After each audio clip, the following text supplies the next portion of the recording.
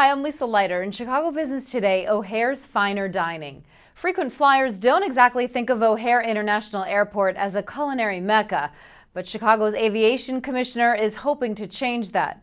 Rosemarie Andolino is hoping to take a cue from other major airports that have better, higher-priced fare. Tortas Frontera opened in Terminal 1 last month, the newest outpost from hometown celebrity chef Rick Bayless. For me right now, O'Hare is on its way. It's not as good as some of the airports in our country, but it's quickly getting there. A bunch of new places have opened and are opening here in the Chicago O'Hare, and I think that's a good thing for us because I think Chicago is a world-class food city, so our airport should reflect that, and I think we're on our way to doing that. To ease concerns about food quality, Bayless worked out a deal with HMS Host, which will run the restaurant. Dishes are partially prepared in a nearby kitchen operated by the company. One of Bayless's suppliers oversees the local ingredients and relies on Frontera Foods packaged products for sauces. O'Hare needs to find other sources of revenue. Last year, 3/4 of its $780 million budget came from tenant airlines, led by United and American. But they don't want to pay any more. Part of the airport's reliance on those fees has to do with its age. It doesn't have the shopping mall concourses popular in newer designs.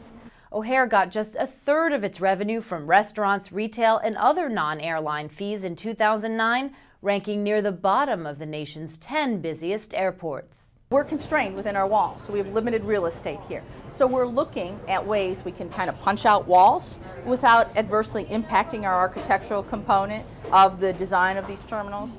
So we want to maintain that. That's an important component, as well as, again, look at ways we can increase space. The city last year awarded a contract to Westfield Concessions Management to overhaul space in the international terminal to include more local brand names.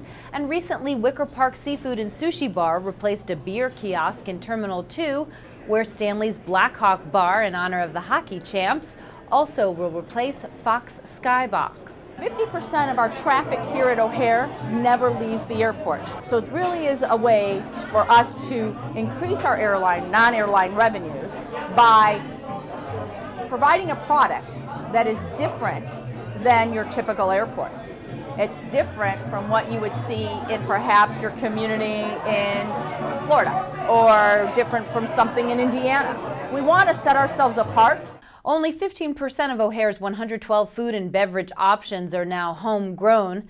The question, of course, is whether the upscale strategy will work. Many travelers don't have the time for a sit-down meal or don't want to pay $10 or more for a sandwich when there are cheaper options available. The strategy has worked for New York's Kennedy Airport, which saw its food and beverage revenue jump by 25% to 30% when JetBlue moved to a new terminal with chef-driven restaurants operated by OTG Management. HMS Host says customers are already spending 14% more on average since Tortas Frontera replaced Quiznos in the same space in O'Hare's Terminal 1. Bayless has plans to open one more in Terminal 3, where American Airlines operates. Well, that's this edition of Chicago Business Today. For more on this story, be sure to check out this week's print edition of Crain's and chicagobusiness.com. Thanks for watching. We'll see you tomorrow.